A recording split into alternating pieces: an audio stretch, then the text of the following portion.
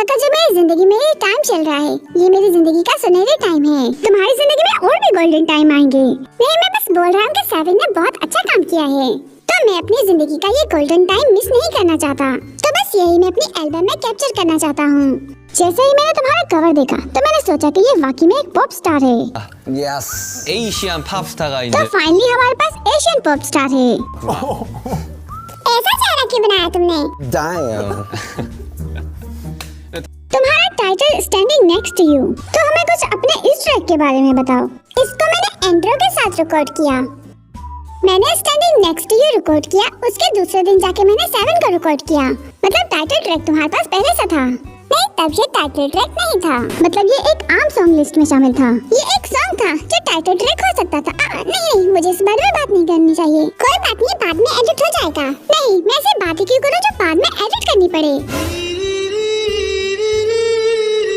अगर तुम दोनों ने आर्ग्यू करना है तो बाहर चले जाओ।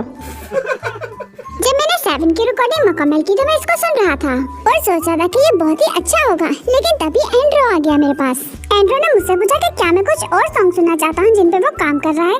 तब उसने एक या दो सॉन्ग चलाए, जिनमें से एक स्टैंडिंग नेक्स्ट टू यू था, और मैंने उससे कहा कि मुझे ये पसंद आया है। तब हमने शाम में उसकी प्रैक्टिस की ताकि हम अगले दिन इसे रिकॉर्ड कर सकें। तो ये सब ऐसे हुआ और इस तरह से मैंने इसे रिकॉर्ड किया। 녹음하고. तो चलो फिर और अपना गाना सुनते हैं।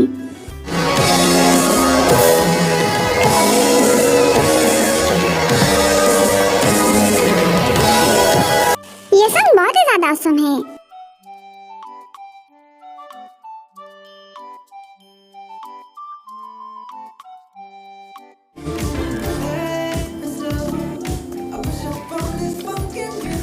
तुमने फिर से कर दिखाया।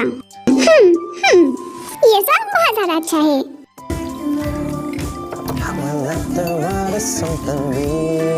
मैंने पूरा 3 सॉन्ग सुना है सेवन को मिलाकर, और मुझे लगता है कि सॉन्ग तुमने बहुत ही स्मार्टली तरीके से चूज किए हैं, और लगता है कि तुमने अपना स्टाइल ढूंढ लिया है। बैंड के साथ ये बहुत अच्छा लगेगा। अगर मैंने कॉन्सर्ट या शोकेस किया तो मैं इसी के साथ स्टार्ट करूंगा अपना बैंग। 나오지. इसकी रिकॉर्डिंग बहुत मुश्किल थी, कम से कम मुझे 4 घंटे लग गए, और जब रिकॉर्डिंग खत्म हुई तो मैं ऐसे था। 끝났대. 나가 있으세요. मुझे लगता है कोरिया का पहला अकेला इंसान जो पॉप म्यूजिक के इस तरह से खेल सकता है। कौन कह सकता है कि ये गाना एक कोरियन ने गाया है? लगता है मुझे भी इंग्लिश में स्टडी कर लेनी चाहिए, लेकिन मेरी इंग्लिश में ट्रबल है। और आखिर में ये इसका बेस और ड्रम्स।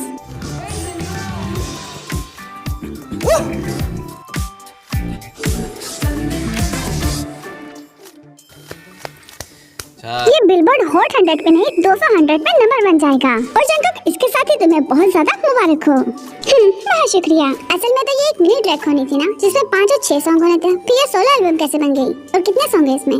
इसमें टोटल 11 सॉन्ग हैं।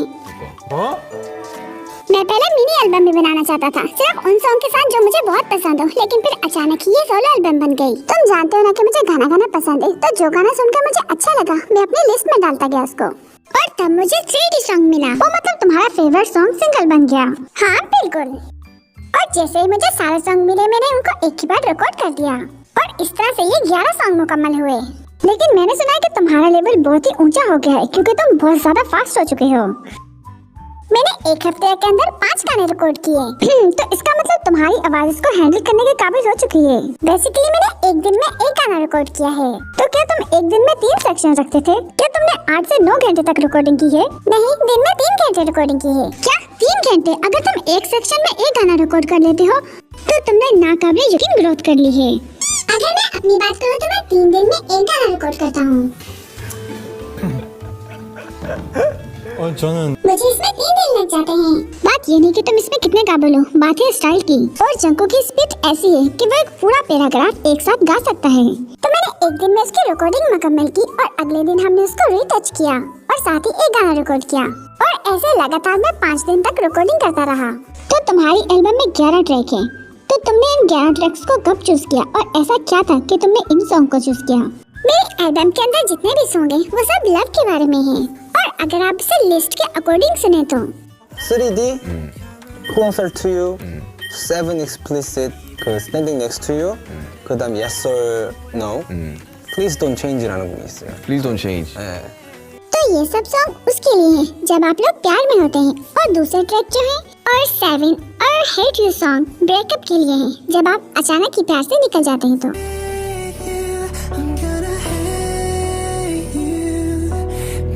하여튼 जब तुम अपनी एल्बम को प्रोड्यूस कर रहे थे तो तुमने क्या सोचा? क्योंकि एक सोलो एल्बम और एक मिनी एल्बम में फर्क होता है। एक एल्बम रिलीज करने का मतलब है कि तुम अब टूर पर जाने के लिए रेडी हो, और जब आप अपनी सेट लिस्ट में आते हैं तो इसका मतलब होता है कि जो सॉन्ग आप चाहते हैं वो डाल सकते हैं। वो आर्टिस्ट जिन्होंने कम से कम 2 एल्बम रिलीज की होती हैं, और फिर आप अपनी लिस्ट को चेंज कर लेते हैं। 따다다다 요거만 순서를 되니까. जो सॉन्ग इसके पास है, क्या वो इनसे कॉन्सर्ट कर सकता है? हाँ, वो कर सकता है।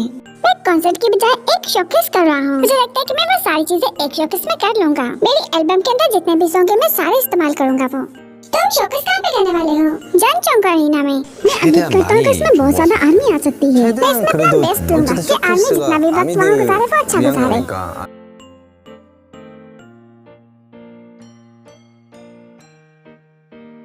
तो बेसिकली ये तुम्हारी पहली एल्बम है, तो अपनी पहली एल्बम को रिलीज करते हुए तुम कैसा महसूस कर रहे हो? मैंने सुना है कि इस चीज को लेकर तुम पे कुछ प्रेशर भी था।